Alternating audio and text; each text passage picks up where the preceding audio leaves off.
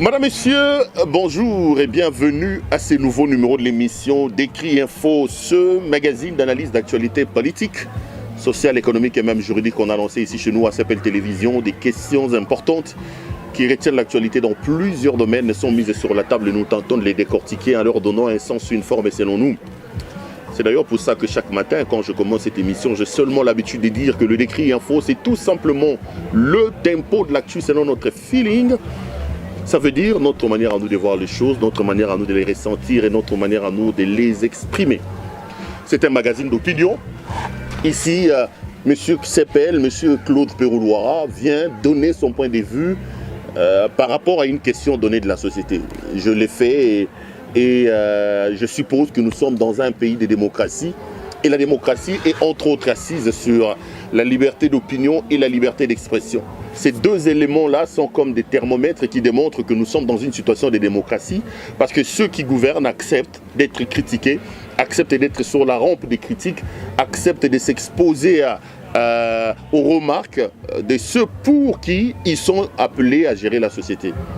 Je suis quand même désolé, malheureusement, de constater que malgré que l'UDPS vantait être un parti de démocratie, l'UDPS qui était dans l'opposition, qui s'est battu plus de 30 ans pour l'avènement d'un état de droit, d'un état de démocratie, l'UDPS est arrivé aujourd'hui au pouvoir avec Félix Tshisekedi. On sent que l'intolérance prend de plus en plus de l'ampleur. On sent que les insultes sont rentrés dans les débats politiques, des gens se présentant comme des communicateurs personnels de Félix Tshisekedi, des gens se présentant comme des communicateurs de l'UDPS, des combattants de l'UDPS dans leur histoire de Parlement debout. Ils s'exercent, ou plutôt ils sont passés maîtres dans l'art d'insulter les gens et même de manquer du respect aux femmes. Je n'oublierai jamais les insultes, les insanités auxquelles a été confrontée Janine Mabunda à l'époque présidente de l'Assemblée nationale, dans un parlement debout de l'UDPS. Moi, ça me désole énormément et ça me fait tellement mal que le combat de Etienne Tshisekedi Mulumba, cet homme qui a sacrifié sa vie, qui a sacrifié de sa jeunesse et même sa famille, puisse être autant galvaudé par ceux qui se présentent comme étant ses fils biologiques et ses fils idéologiques. Donc, je viens pour donner mon opinion. Je viens dire, voilà, sur ces sujets, voici ce que moi, Claude Péroulouara, je pense de tel ou de tel autre sujet. Et c'est du journalisme, d'ailleurs du pur journalisme. Parce qu'en journalisme, les choses se font sur base de ce que nous appelons chez nous genre journalistique. Mon professeur de radio-télévision me disait, les genres journalistiques entre les mains des journalistes, ce sont comme des outils qui lui permettent de donner une forme à une information. Ça lui permet de traiter une information. Donc une information peut être traitée sous le format de reportage, sous les formats de récits, sous les formats d'enquête, sur les formats. Une information peut aussi avoir la forme d'un éditorial. Et en journalisme, un éditorial est tout simplement un article, ou plutôt un genre journalistique dans lequel le journaliste ou sa rédaction monte au créneau pour prendre position. Donc le journaliste étant un citoyen dans une société, il a le droit d'opiner, de donner son opinion, de critiquer ou plutôt de donner un avis sur ce qui se passe dans la société. Et Décrit Info, dans son cahier des charges, et donc ce magazine qui me permet tout simplement de venir journalistiquement donner mon point de vue sur ce qui se passe dans la société.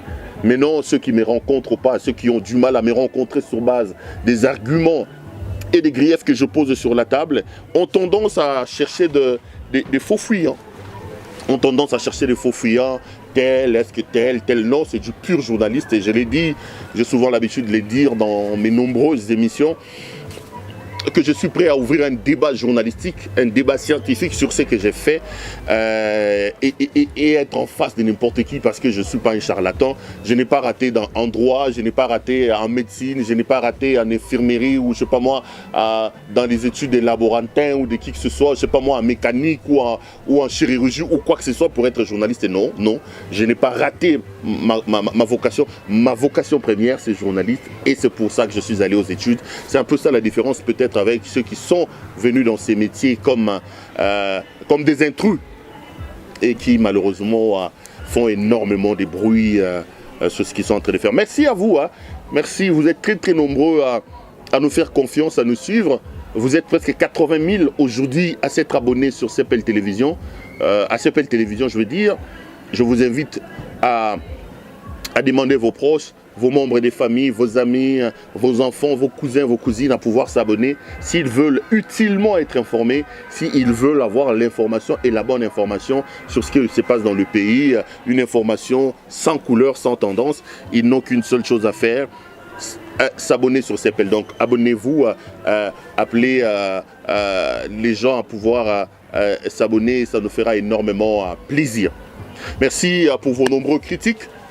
Merci aussi à nos partenaires, la boutique La Londoloise. La boutique La Londoloise avec sa patronne Judith Londolé Betoko. Judith Londolé Betoko. Moula Tissi Kitoko, Bilamba Kitoko, Yemoro Kitoko, c'est elle qui nous habille. Si cette chemise ou une autre chemise ou une veste que vous avez vue, Pérou Loire apporté vous a plu, n'hésitez pas à appeler Judith Londolé Betoko. Dites-lui que vous avez vu une veste portée par Pérou Loire et passez vos commandes. Ça nous fera énormément plaisir et elle se fera le réel plaisir aussi de pouvoir honorer vos commandes. Mes amis, vous avez vu mon thème. Il s'est clôturé hier ou ce week-end à Lubumbashi, une table ronde qu'on a appelée table ronde des réconciliations. Je ne sais pas moi quel est le nom qu'ils ont donné ça. Par rapport au conflit Katango-Kassaïen, Félix Tshisekedi était donc à Lubumbashi. Il a clôturé les travaux, c'était samedi, ce week-end, avec un discours, tout ça, vous avez suivi. Moi, je suis venu un peu aujourd'hui pour qu'on puisse épiloguer autour de cette question-là. Je veux qu'on réfléchisse autour de cette question-là. Je vais planter les décors sur ce que véritablement ce problème. Je vais tenter de tirer les responsabilités des gens, des uns et des autres. Et au final, je tenterai de donner des pistes et des solutions que moi je trouve être utiles pour résoudre définitivement ce problème et ne pas se cabrer dans ce chemin des solutions conjoncturelles, des solutions cosmétiques que Tshisekedi apporte depuis qu'il est là comme président de la République. Et je me rends également compte que lorsque vous scrutez ce qui s'est passé dans le Katanga, il est resté dans sa logique de gérer la République avec des solutions conjoncturelles, des solutions cosmétiques, des solutions populistes, sans pour autant rentrer dans des solutions structurelles, sans pour autant rentrer dans le fond des questions, les étudier comme il le faut, et apporter des solutions qu'il faille à des questions importantes qui touchent à la vie et à la survie de la nation. Donc, on va parler de ça. Mais vous connaissez bien le principe de cette émission. Un principe auquel je ne veux pas déroger, même si aujourd'hui cette émission n'est pas tournée dans mon cadre habituel. Remarquez que le plateau dans lequel je suis n'est pas mon plateau habituel parce que nous avons décidé de faire un peu la ronde. Là, je suis dans le Katanga, d'où je suis d'ailleurs en train de faire cette vidéo où j'ai rencontré certains notables. Vous avez vu notamment l'émission avec Mouyambo, j'ai fait quelques rondes. La mission pour laquelle je suis venu au Katanga, je ne l'ai pas encore achevée. Donc je suis encore au Katanga, mais la maison ne doit pas rester vide. Donc je l'ai fait ici. Demain, je serai peut-être dans le Kassai. Après, demain, je serai à gauche et à droite. Donc le principe, c'est que nous commençons ces émissions toujours avec la situation sécuritaire dans l'Est de la République démocratique du Congo. J'avais pris un engagement solennel devant vous tous, mes téléspectateurs, mes internautes. Je vous ai dit, les amis, souffrez que tous ces éditos commencent toujours par un clin d'œil à la situation sécuritaire dans l'Est de la République. Ce clin d'œil voudrait tout simplement rappeler aux Congolais partout où ils sont, à ces nombreux téléspectateurs qui ont pris le temps, qui me suivent régulièrement, que notre pays connaît des situations extrêmement graves. Que dans la partie est de ce pays, nous avons des situations extrêmement graves. Moi, j'avais dit, je commençais à trouver assez anormal, même si nous avons des écrivains comme Mutinga qui ont rédigé des ouvrages, notamment La République des inconscients, mais l'inconscience dans laquelle nous tous ont commencé à baigner, l'inconscience qui commençait à nous caractériser, donner l'impression que tout va bien, donner l'impression que ce qui se passe dans l'Est de la République s'est passé dans la maison du voisin, commençait à me turlupiner un peu. J'ai donc décidé, moi, de ne commencer mes éditos que par la situation sécuritaire dans l'Est de la République démocratique du Congo. Pourquoi je l'ai fait? Je l'ai fait pour deux raisons. La première des raisons, c'est que moi, je veux jouer au lanceur d'alerte. Je voudrais que l'humanité entière, le monde entier sache qu'il y a des problèmes dans mon pays. Que vous soyez en France, en Belgique, aux États-Unis d'Amérique, au Canada, au Taïwan, je sais pas moi, au Singapour, partout où vous m'appelez. Que vous soyez en Algérie, au Maroc, j'ai reçu beaucoup d'appels des étudiants là-bas. Les amis, vous devez savoir qu'il y a des sérieux problèmes dans votre pays. Je me suis dit, que vous soyez dans n'importe quel coin de la planète, je sais que si vous êtes Congolais, votre cœur bat pour ce pays. Dans la langue de Chuma, on dit Kwabenda Kulu Kwamuchi. Et en français normal, on dit on est mieux que chez soi. Je sais que vous pensez énormément à votre pays. Et moi, je commence mes émissions toujours par rapport à la situation dans l'Est pour alerter l'opinion nationale et internationale. Dire à l'humanité tout entière que ça brûle dans l'Est de mon pays. Au moment où je tourne cette émission, les amis, il y a des filles de 2 ans, il y a des filles de 5 ans. Le docteur Mukwege raconte une histoire qu'il a déjà vu une fille, une fillette de 6 mois être violée. Une fillette de 6 mois être violée. Il y a une famille tout entière qui est en train de courir vers la brousse parce que la situation elle est tellement catastrophique. On ne peut pas laisser cette situation indéfiniment comme ça. Mangez les McDo comme vous voulez les amis, mais sachez que dans votre pays il y a des situations très compliquées. Ça brûle dans l'Est de la République, ça tue dans l'Est de la République, ça massacre dans l'Est de la République. Et cette compassion-là doit animer Congolais partout où ils sont. Moi j'ai toujours dit, le Congo doit être pris comme un corps. Dans un corps, il n'y a pas les parties les plus importantes ou les parties les moins importantes. Toutes les parties d'un corps sont importantes. Quand la tête ne va pas, le corps aussi. Quand le pied ne va pas, partout, ça ne va pas. Et le Congo doit être pris comme un corps. Le Congo est le seul bien en commun que nous avons. C'est l'héritage commun que nous avons pris de nos aïeux, de nos parents. Nous, comme peuple, comme citoyens, nous avons la responsabilité de protéger ce pays, de le fructifier et de le céder mieux que ce que nous avons hérité de nos parents à nos enfants. Congolais, pensez à votre pays. Congolais, pensez à votre pays. On tue chez nous. Tshisekedi arrive au pouvoir, les amis. Il pose un postulat sur la réussite de son pouvoir. Il dit, si je n'arrive pas à ramener la paix et la sécurité dans l'Est de la République, j'ai échoué mon mandat. Tshisekedi, comme il a l'habitude de faire des promesses, monsieur promesse, il a dit qu'il est prêt à donner de sa vie pour l'Est de la République. Mais 4 ans pratiquement après son arrivée au pouvoir, triste de constater que le président Tshisekedi est lamentablement en train d'échouer par rapport à l'Est de la République. Et comme ils sont faciles, assez irréfléchis dans les arguments qu'ils apportent, ils vont vous sortir ici. Cette guerre, ce n'est pas une guerre de Tshisekedi. Kabila a été là depuis 18 ans, 600 ans. Comme si Tshisekedi, en demandant le suffrage universel aux Congolais, il ne savait pas qu'il y avait des situations d'insécurité. Mais quand Tshisekedi est venu postuler, il postulait sur base d'une connaissance de la situation dans le pays. Il postulait sur base des promesses. Quand on veut devenir président de la République d'un pays, on fait l'analyse de la situation et on dit donnez-moi les suffrages, moi je peux arranger. Aujourd'hui, ils ne veulent pas qu'on leur tienne rigueur. Et aujourd'hui, ils ne veulent pas porter la responsabilité. Ils se cabrent dans cette histoire. Est-ce qu'il peut arranger en 3 ans, 4 ans ce que Kabila a détruit dans 18 ans? Comme c'est bête comme argument. Comme c'est bête. Moi j'attends que les gens disent oui, Kabila a détruit le pays pendant 18 ans. Mais ça fait 4 ans que nous sommes là. Par rapport à cette destruction, nous avons quand même amorcé l'amélioration. Non. Ils se cabrent sur cette affaire alors qu'ils sont en train de faire pire dans certains domaines que Kabila. Tshisekedi va lancer de manière irréfléchie son état de siège.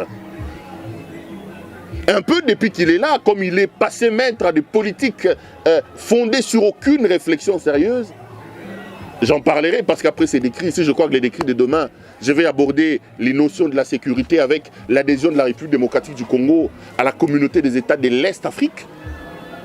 Tshisekedi a lancé un état de siège qui pose des sérieux problèmes aujourd'hui. Les Congolais, là où il y a les états de siège, réclament la fin de cet état de siège. Il a bombardé des militaires à la tête des provinces et ces militaires sont aujourd'hui devenus des vrais commerçants. Ils oublient la mission première pour laquelle ils ont été envoyés et Tshisekedi fait semblant de ne rien regarder. La situation est beaucoup plus dramatique à l'heure où nous parlons qu'avant que Tshisekedi lance son état de siège de manière irréfléchie. Et il ne s'arrête pas là, les amis. Il va ouvrir nos frontières pour que les Ougandais rentrent dans notre pays. Tshisekedi ne vous dit pas quel est le nombre total des Ougandais qui sont chez nous. Tshisekedi ne nous dit pas la géolocalisation de ces Ougandais. Ils sont dans quel coin de la République pour faire quoi? Tshisekedi ne vous dit pas le gain que les Ougandais vont gagner chez nous. Et par-dessus tout, Tshisekedi ne vous dit pas pour combien de temps les Ougandais sont là. Non, il a ouvert comme ça, gratuitement, les frontières de la République démocratique du Congo. Et nous avons sur notre sol l'armée ougandaise dont on ne connaît ni les effectifs, ni les objectifs, ni le délai. On ne connaît absolument rien. Ils ne veulent pas qu'on leur pose la question. Sur la question de l'insécurité dans l'Est de la République, Tshisekedi est lamentablement en train d'échouer. Si je m'en tiens à ça, Tshisekedi a dit que s'il ne ramène pas la paix et la sécurité dans l'Est de la République, il va considérer son mandat comme un échec. L'échec de Tshisekedi est donc un mandat parce qu'il n'y a pas la paix dans l'Est de la République. D'ailleurs, j'évoquerai d'autres éléments à l'intérieur de l'émission. Vous allez vous apercevoir que ce régime est un régime qui a totalement échoué. Donc je lance ici une alerte pour vous dire, partout où vous êtes, réfléchissez sur l'Est de votre pays. Deuxièmement, j'ai fait ces choses pour justement exprimer mon soutien et ma solidarité à nos compatriotes de l'Est de la République. Chez nous, on dit, ceux-là sont en train de souffrir, ils ont besoin de nous. Compatriotes de l'Est de la République, de l'Itourie, du Nord Kivu, du Sud Kivu, partout il y a des escarmouches, il y a de l'insécurité. Ne perdez pas espoir. Ce pays se relèvera. Ne laissez personne venir vous inculquer dans la tête que Mboke Koufa. Ne laissez personne vous dire que c'est terminé pour ce pays. Et l'équimoune n'est pas Kango to Kabolango. Quand votre propre président de la République vient vous dire Mbokango c'est Koufa, mais monsieur le président, vous avez été élu pour ressusciter ceux qui étaient morts. Mbokango est Koufa, mais vous-même vous venez, vous construisez des maisons. Mboke Koufa, vous-même vous devenez des millionnaires. Regardez le standing des amis de Tshisekedi qu'il a ramené de l'Europe. Regardez le nombre de détournements qu'il y a. C'est toujours en termes de millions. Mboke Koufa, mais ils ont quand même la possibilité de détourner des millions. Attendez, c'est assez contradictoire, M. Tshisekedi. Donc restez courageux, continuez à croire à l'avenir de ce pays. Le pays a des problèmes, ça je le reconnais. Le pays a des problèmes, ça je l'avoue. Mais ce pays se relèvera. Le Congo est dans un état critique, dans un état de coma. Et le Congo a besoin des spécialistes. Le Congo a besoin d'un leadership clair, un leadership visionnaire et un leadership fort. Des dirigeants capables de se surpasser. Des dirigeants capables de mettre au-dessus de leurs intérêts l'intérêt commun. Quand on aura ces dirigeants-là, quand on aura ce genre de président de la République, rassurez-vous que le pays ira pour le mieux. Et pour conclure, j'ai toujours mes deux postulats que je pose sur la table. Vous voulez vraiment que le pays aille de l'avant, les amis, vous avez deux choses à faire. La première, c'est que nous devons nous organiser pour avoir une armée professionnelle, une armée républicaine, une armée équipée. Arrêtons de condamner le Rwanda, l'Ouganda. Entre les États, il n'y a pas des amitiés, il n'y a que des intérêts.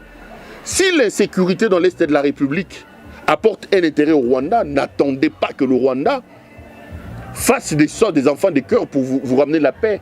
Notre responsabilité, c'est de travailler pour notre armée, c'est de travailler pour que nous ayons une armée républicaine, une armée dissuasive, une armée professionnelle et une armée bien équipée.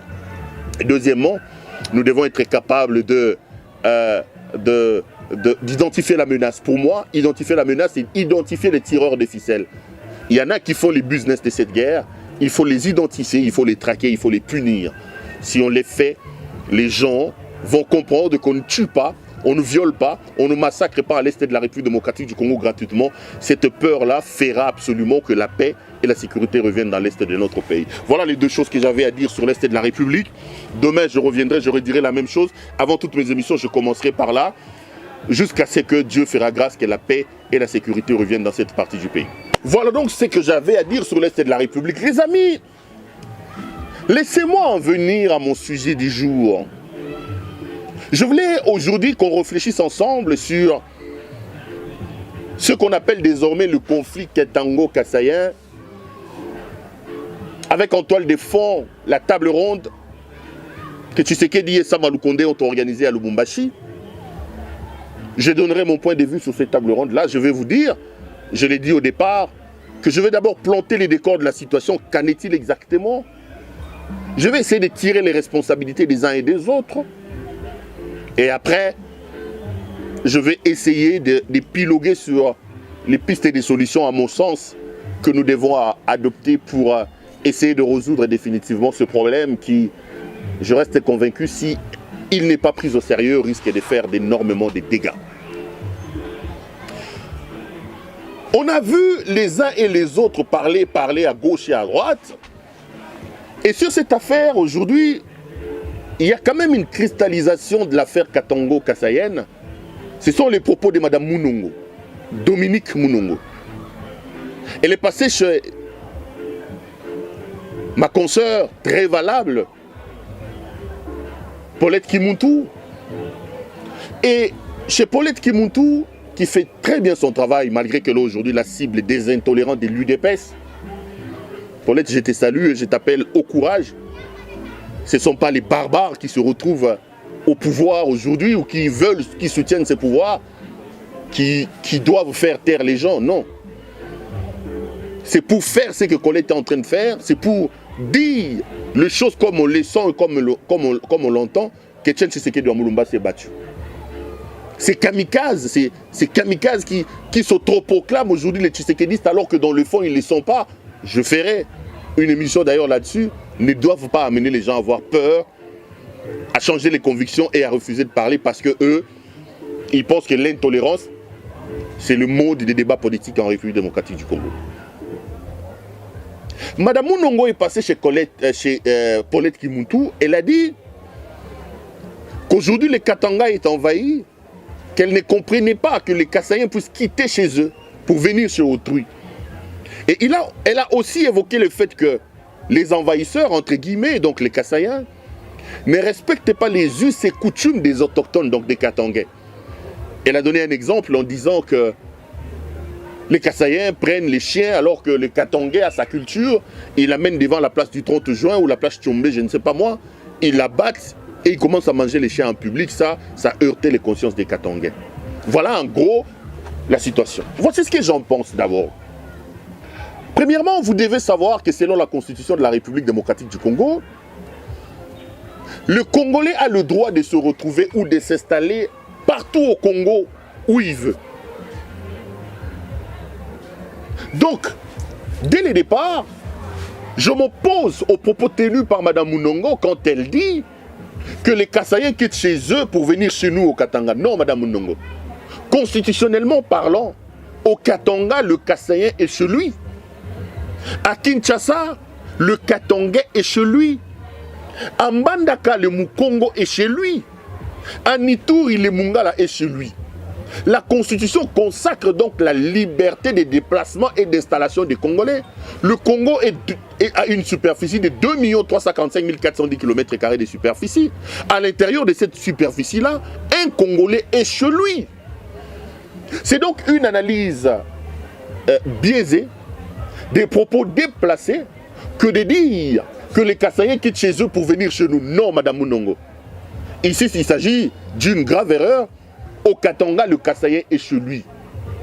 On ne peut pas dire d'un Kasaïen qui quitte le Kasaï pour venir à Lubumbashi qu'il a quitté chez lui pour venir au Lubumbashi, c'est son pays, Lubumbashi, c'est chez lui. Les choses doivent être claires là-dessus. Et sur ce point-là, je suis totalement en désaccord avec Mme Mounongo. Elle ne peut pas dire qu'ils ont quitté chez eux pour venir chez nous. Mais je mets tout de suite une sorte de bémol. Je voudrais relativiser la rigidité de mes propos, de mon argumentaire quand j'évoque l'article de la Constitution qui autorise aux Congolais d'être partout. Les gens sont tout simplement malhonnêtes, hypocrites quand ils font cette analyse, en évoquant le fait que le Congolais a le droit de rester partout. Oui, le Congolais qui a le droit de rester partout sans être inquiété, c'est le Congolais qui exerce ses libertés individuelles, les libertés que lui reconnaît la Constitution de rester partout au Congo où il veut. Mais les amis, ce qui se passe ici dépasse le cadre d'un exercice normal des libertés individuelles. Ici, nous ne sommes plus dans le cadre de l'exercice des libertés individuelles. Nous sommes dans un exode. Nous sommes dans un déplacement massif. C'est totalement différent. Ici, le problème n'est plus au niveau de l'exercice des libertés individuelles. Le problème devient une situation que l'autorité, que l'État doit gérer. Dire que les Kassaïens qui quittent le Kasaï pour venir chez eux au Katanga ont le droit, j'ai dit oui. Mais ici, nous ne sommes plus dans l'exercice des libertés individuelles. Nous sommes dans le cadre des déplacements massifs. Nous sommes dans le cadre d'un exode massif. C'est différent. Regardez cette situation avec la table, avec les lunettes de l'article de la Constitution qui dit qu'un Congolais peut s'installer partout où il veut, est tout simplement une grosse erreur. Parce qu'un Congolais qui quitte le Katanga ou qui quitte le Kasaï pour venir à Lubumbashi, moi par exemple, si je veux m'installer à Lubumbashi, je viens, j'ai créé un autre CPL ici, je trouve une maison, je fais venir ma famille, j'ai quelque chose, j'ai un travail. Là, j'exerce un travail, une liberté. Mais ici, vous avez en face de vous des trains entiers remplis des êtres humains qui fuient la faim, qui viennent comme du bétail et qui viennent en masse sans avoir un endroit pour loger, un travail. Non, là, soyons honnêtes les amis, on n'est plus dans le cadre de l'exercice des libertés individuelles. On est devant un phénomène. Et l'État doit prendre ses responsabilités pour étudier ces phénomènes. Parce qu'un exode massif pose un problème. Il pose un problème de sécurité de part et d'autre. Ceux qui quittent le Kasaï, l'État doit se poser des questions pourquoi ils quittent le Kasaï. En quittant le Kasaï, il insécurise aussi le Kasaï parce que le Kasaï, c'est vide de la main-d'œuvre. Mais en venant à Lubumbashi, il se posera aussi un problème d'insertion, un problème de sécurité. Même la sécurité du tronçon. Regardez les accidents qui se font en route avec le rail, le déraillement tout le temps. Donc, l'État doit étudier la question. L'État ne doit pas se cabrer, ne doit pas réduire le débat au niveau de l'article qui dit que chaque Congolais peut rester chez lui. Non, on n'en est plus à ce niveau-là. On a dépassé le niveau de l'exercice des libertés individuelles pour aller vers un autre niveau, celui d'un exode, d'un déplacement massif. Et quand on est sérieux, le déplacement massif doit être encadré. Le déplacement massif doit être étudié. Il faut que l'État apporte des solutions idoines pour que nous n'ayons pas de problèmes comme on est en train de les voir aujourd'hui. Donc là, je relativise très vite la rigidité de mon argumentaire contre Mme Mounongo. Donc ceux qui reprochent à Mounongo d'avoir dit qu'ils quittent chez eux, ils ont raison, mais moi je vais les appeler à aller un peu plus loin. Parce que ces déplacements massifs posent des problèmes de frustration, des problèmes de cohabitation, le problème d'organisation de la vie, la responsabilité, et donc plutôt le problème de l'État qui doit étudier la question probablement, plutôt sérieusement, pour savoir ce qui se passe. Une autre question qu'il faut se poser, c'est la question de la cause de ces déplacements massifs. Qu'est-ce qui fait qu'aujourd'hui, le Kassaïen se sente en insécurité chez lui, prenne aveuglément femmes et enfants, monte avec beaucoup de risques dans un train comme un mouton, comme du bétail, et viennent dans une aventure sans lendemain au Katanga au point de créer des problèmes? Quelle est la cause de ces déplacements massifs, les amis? La cause est simple, c'est la faim. C'est le désespoir qui amène le Kassaïen à quitter son coin pour venir vers le Katanga. Et pour ça, vous ne pouvez pas le lui reprocher, les amis.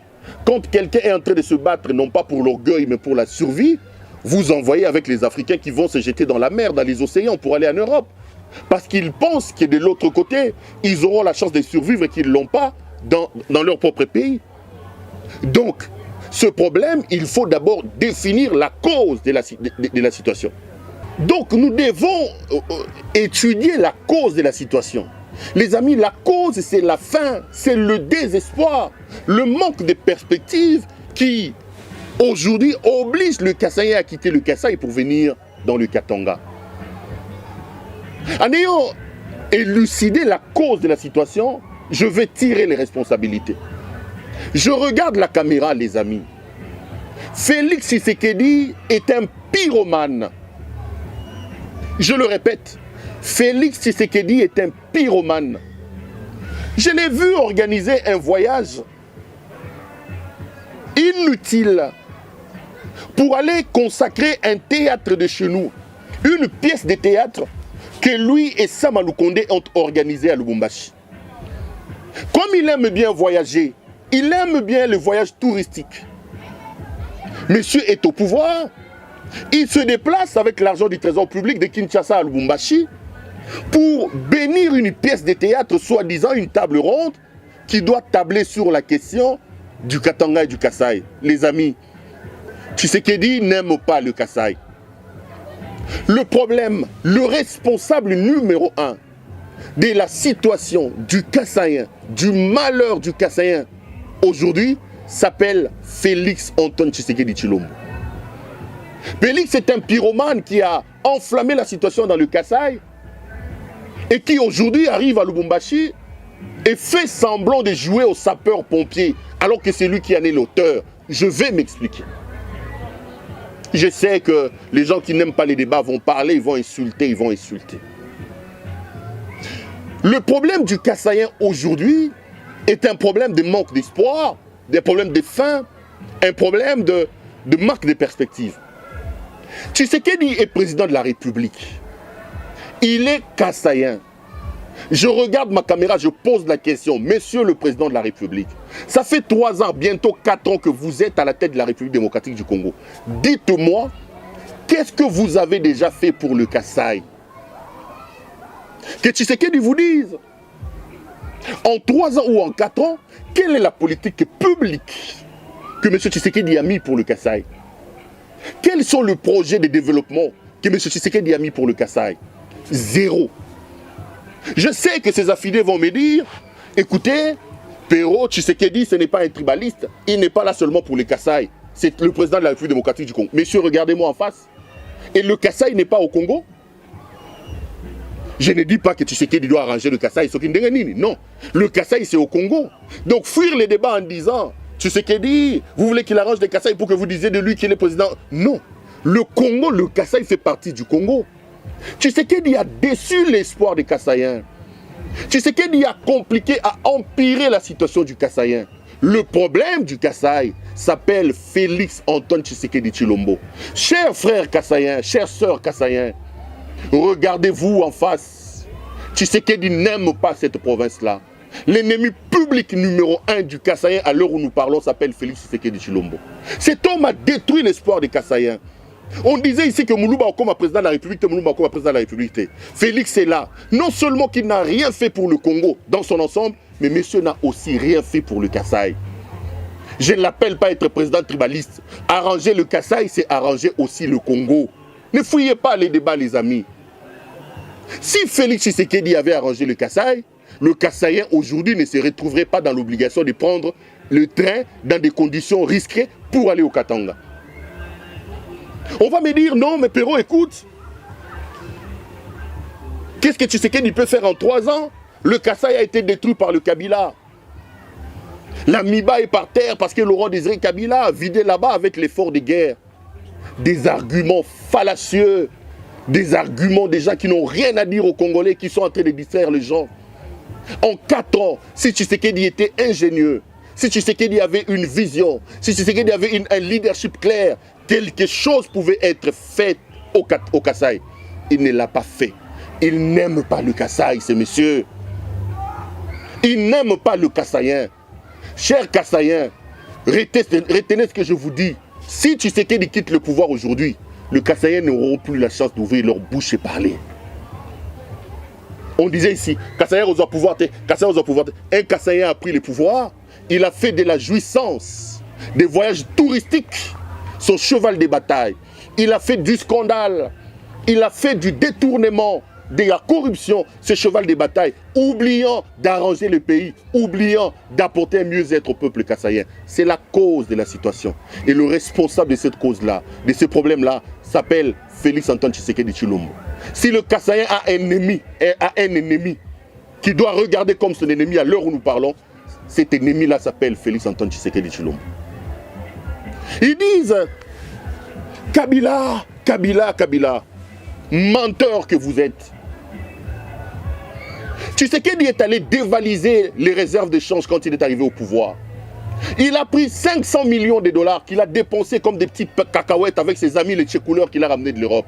Vous pensez que si ce monsieur était sérieux, dans les 500 millions de dollars qu'il a volés là, s'il avait pris 100 millions seulement, il avait mis ça dans des projets d'agriculture ou des projets de culture de maïs, le Kassaïen aurait pu avoir fait aujourd'hui, vous le pensez? Et c'est Kabila qui l'a empêché dans les 500 millions là de faire. Tshisekedi a pris 500 millions qu'il a dilapidés. Il a dit qu'il y avait des projets, des dessertes agricoles, des routes de dessertes agricoles dans le Kasaï. Combien de kilomètres Tshisekedi a fait avec cet argent? Il a bouffé sa poule dans sa jouissance. Tshisekedi a pris le pouvoir. Il a lancé soi-disant le projet Tchilé-Gelou dans le Kasaï. Nous en sommes où, à l'heure où nous parlons? C'est Kabila qui lui a demandé de détourner l'argent des Tchilé-Gelou qui pouvaient arranger le Kasaï. C'est Kabila. Tshisekedi a pris le pouvoir. Il a pris l'argent, il a donné à ses conseillers au détriment des règles, des compétences du gouvernement. Ces conseillers sont allés en Mbujimaï. Ils ont détourné cet argent. Le ministre José Mpanda a dit « Nous sommes des voleurs, tout dit bive. Nous avons volé l'argent du Kasaï. » Tshisekedi est allé là-bas, il a fait semblant parlant d'un discours de triste mémoire de cette histoire de Machi Amoumen. Il a constaté que ses propres conseillers, les Bilomba, les Boma et les autres, ont détourné l'argent. Tshisekedi est rentré à Kinshasa. Ça fait 6 mois ou 7 mois depuis qu'il a quitté le Kasaï. Vous avez entendu que Tshisekedi a sanctionné quelqu'un? Vous avez entendu que pour l'amour du Kasaï, Tshisekedi s'est rendu compte que l'argent avait été volé. Bilomba est toujours là, non? Et Boma qui s'est battu est toujours là, non? C'est Kabila qui a empêché Tshisekedi de sanctionner les gens. Tshisekedi n'aime pas le Kassaïen, Tshisekedi n'aime pas le Kasaï. Kabila est parti, il a laissé la chute Katende, le barrage de Katende, à 60 ou 70% déjà achevé. Il restait 40 ou 30%. Ça fait 4 ans que Tshisekedi est là. Peut-il vous dire, vous Kassaïen, lui Tshisekedi, Kassaïen Machi Amoumenu, qu'est-ce qu'il a fait pour la chute, le barrage de Katende? Cet homme doit être considéré comme l'ennemi public numéro 1 de Kassaïen. Tshisekedi n'aime pas le Kasaï, Tshisekedi n'aime pas le Kassaïen. Ça fait 4 ans qu'il est là. Et lui, à Mbujimaï, il a visité Mbujimaï combien de fois? Lui, président de la République, il n'a même pas une maison à Mbujimaï. Il n'a pas une maison à Mbujimaï. Son père est décédé ici, un notable Kassaïen. Tshisekedi n'a même pas donné la possibilité au Kassaï de pleurer son père. Il a marchandé les corps de ses dignes fils du Kassaï, Etienne Tshisekedi Wamulumba. Pour ses raisons personnelles, il voulait devenir Premier ministre. Il a laissé Tshisekedi dans un frigo pendant plus d'1 année, pendant 2 ans. Et il devient président de la République. Il sort des millions pour les obsèques de Tshisekedi qu'il détourne encore. Même les obsèques de son propre père, ils ont détourné l'argent. Vous voyez où l'ose Tshisekedi? Le trésor public a sorti l'argent. Félix est allé jeter le corps de Tshisekedi dans un hangar. Vous voyez les mausolées de Tshisekedi à Mulumba? Un hangar. Même le jeune homme ici, Moïse Mbiye, a enterré son père dignement que le héros du Kasaï, Etienne Tshisekedi Wamulumba. Vous avez vu le mausolée que Moïse Mbiye a construit pour son père? Lui, un simple individu, un jeune homme, mais regardez ce que Tshisekedi a fait. Alors que des millions étaient sortis, et on vous dit que même l'argent des obsèques d'Etienne Tshisekedi Wamulumba ont été détournés, alors que son fils est président de la République. Et vous voulez dire, c'est Kabila qui lui a demandé de détourner cet argent des obsèques? C'est Kabila qui lui a demandé d'aller jeter Etienne Tshisekedi Wamulumba dans un hangar? C'est Kabila? C'est Kabila? Les amis, ne fuyons pas les débats. À l'heure où nous parlons, le Kasaï a des problèmes. Et l'ennemi du Kassaïen, l'ennemi du Kasaï s'appelle Félix Antoine Tshisekedi Tshilombo. Cet homme, le Kassaïen doit le regarder avec les yeux. Cet homme, le Kassaïen doit le sanctionner. Il n'aime pas le Kasaï, Tshisekedi. Tshisekedi n'aime pas le Kasaï. Je l'ai dit en regardant la caméra. Quand ils disent que les Kabila, on ne peut pas reprocher à Tshisekedi le Kabila, tralala. Mais Tshisekedi, comme Kassaïen, devait corriger ce que les Kabila ont fait. Tshisekedi devait corriger ça. Kassaïen, Tshisekedi, c'est votre problème. Et puis à un moment donné, les amis, soyons sérieux. J'ai critiqué Kabila plusieurs fois, je vais revenir.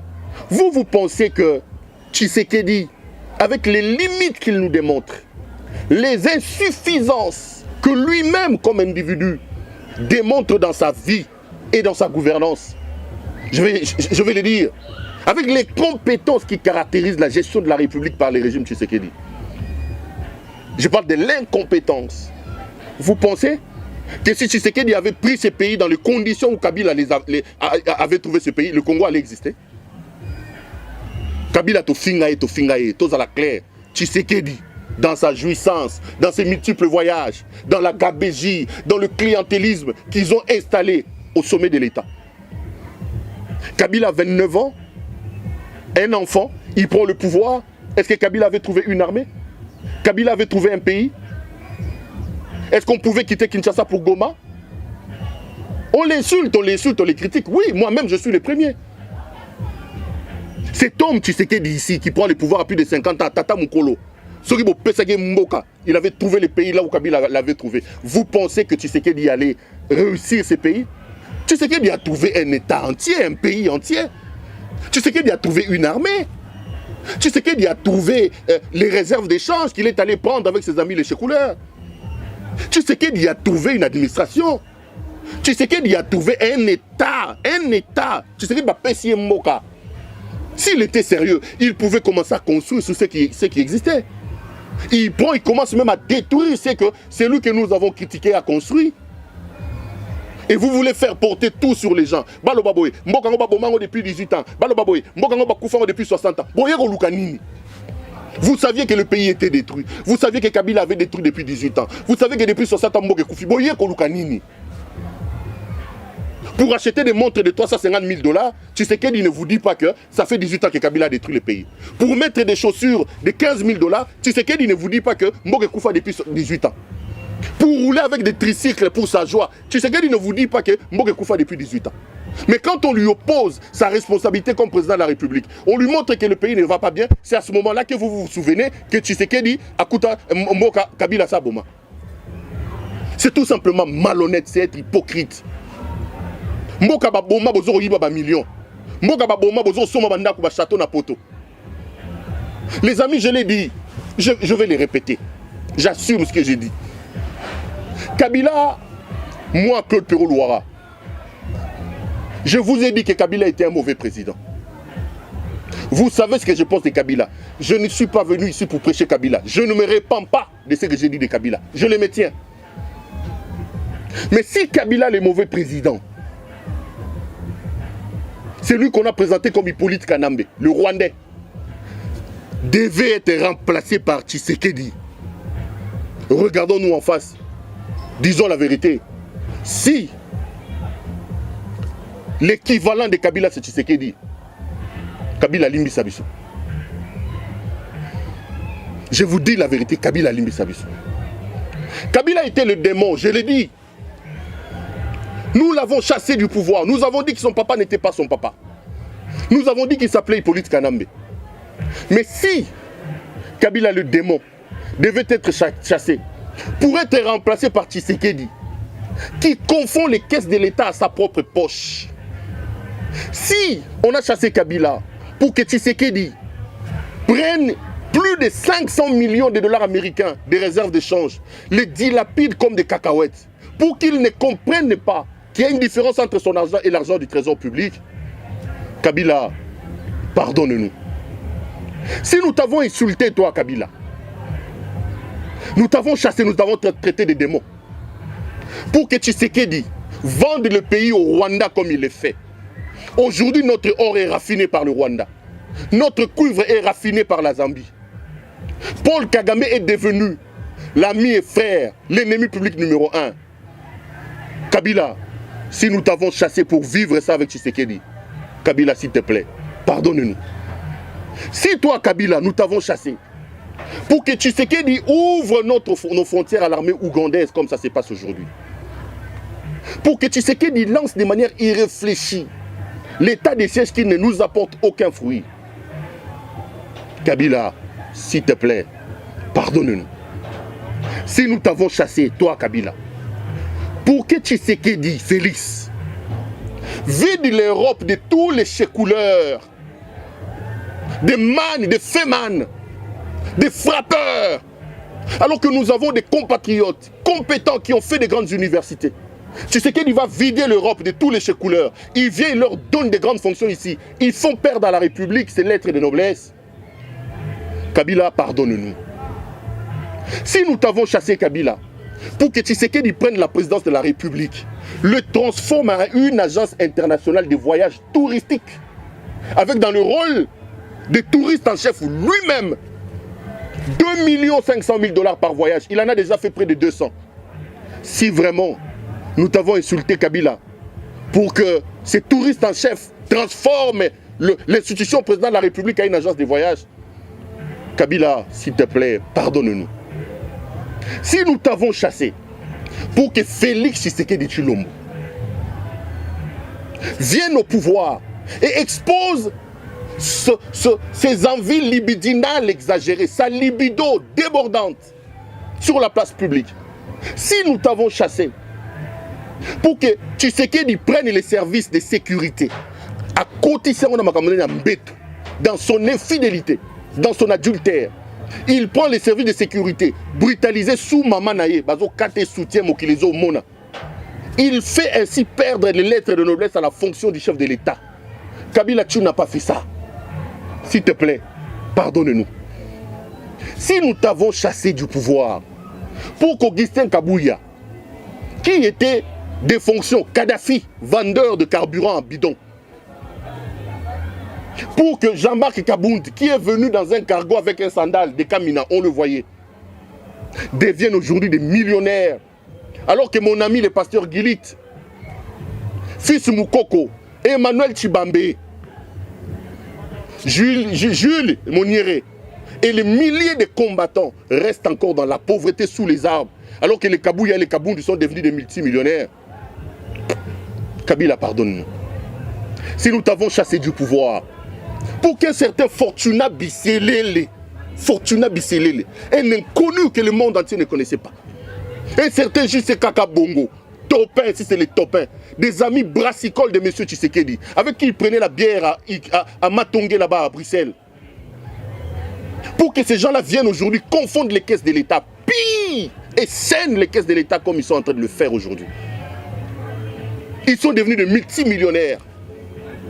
Ils donnent des ordres à nos magistrats, à nos juges.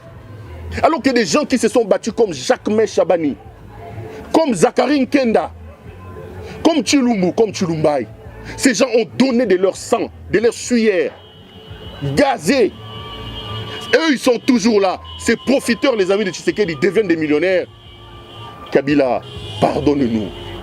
Kabila, pardonne-nous. Tshisekedi est en train de béatifier Kabila. Tshisekedi est en train de sanctifier Kabila, les amis. Il le béatifie, il le sanctifie. Et à l'heure où nous parlons, Kabila, tout l'avons chassé. Oui, je ne le regrette pas. Je ne regrette pas le fait d'avoir dit ce que j'ai dit. Je ne me répands pas. Kabila était un démon. Nous avons cru que Kabila était un démon. Il fallait le remplacer par un ange qui s'appelle Tshisekedi. On a fait une erreur. On a remplacé un démon par Lucifer. Tshisekedi, c'est Lucifer.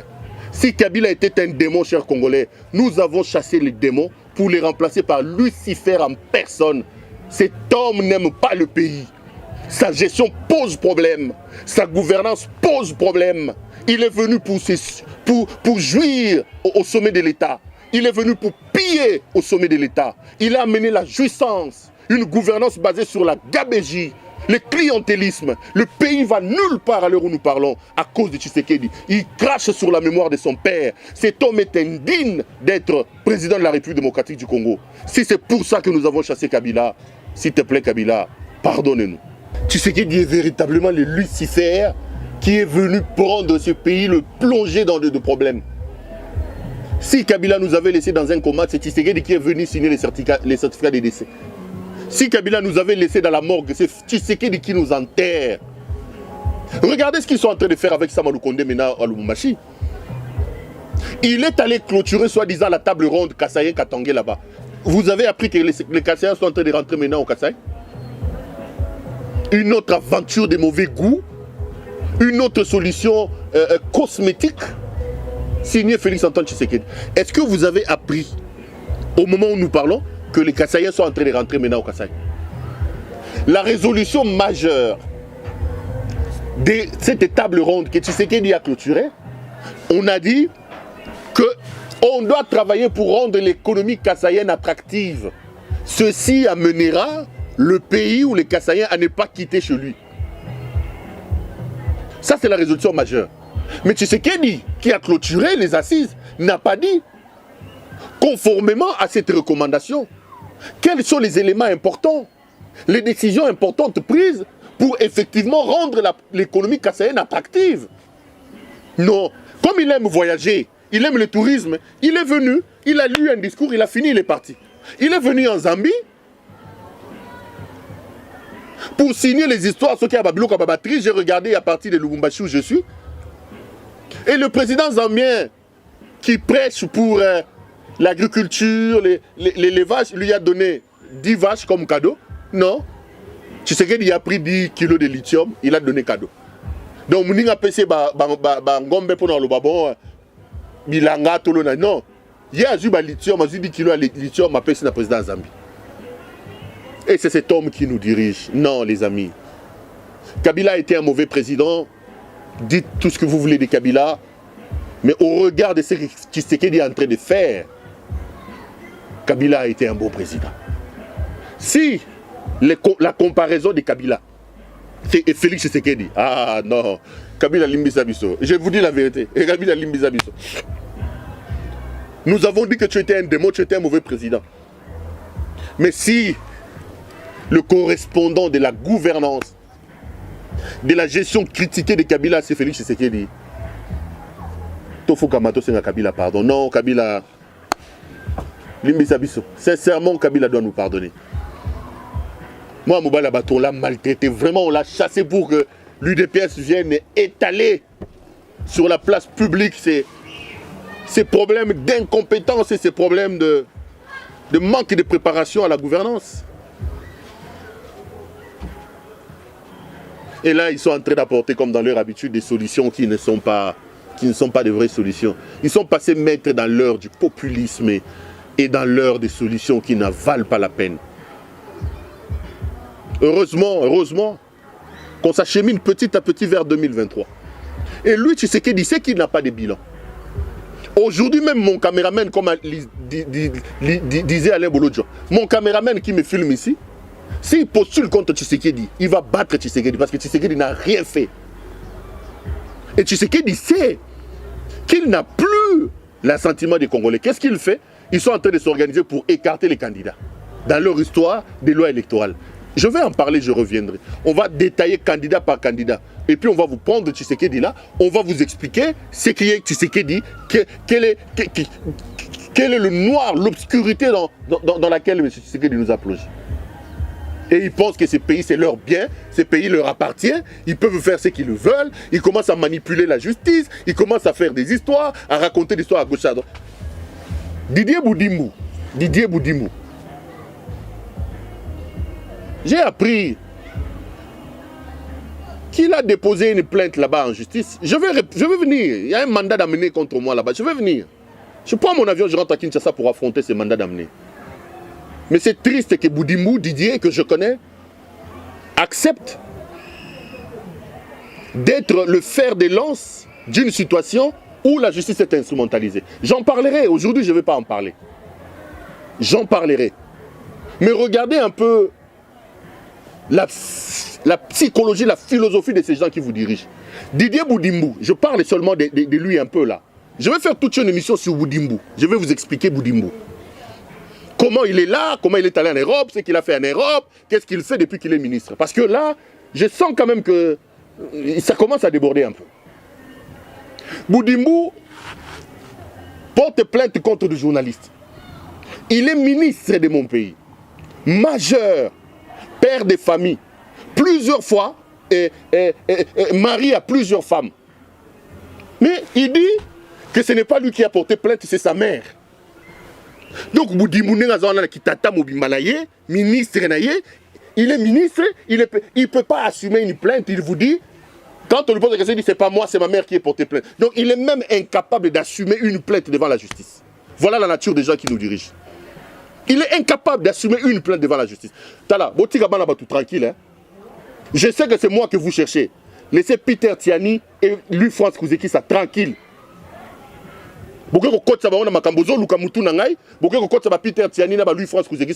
Sortez les enfants d'autrui de ce problème-là. Sortez les enfants. Laissez Peter Tiani tranquille. Laissez lui, France Kouzeki, ça tranquille.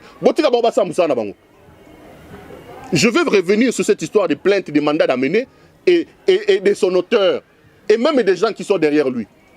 On sait comment il est devenu ministre. Mais c'est triste que le pays soit dirigé aujourd'hui comme ça, là. Comme ça. C'est comme ça que vous dirigez le pays. Je veux revenir. On va aller. Tokena Binoboe, Malem et Malem. On va aller comme ça, mollo mollo. On va aller comme ça avec vous. Les amis, c'est triste, mais bon, je vais finir l'émission par là. Sur cette note un peu triste, un peu lugubre de ce régime qu'il faut vite considérer comme une parenthèse, qu'il faut vite balayer. Il faut vite balayer ces gens. Il faut vite balayer ces gens. L'émission est terminée. Grand merci à vous de nous avoir suivis. Retrouvons-nous demain pour un autre numéro. Bonsoir chez vous.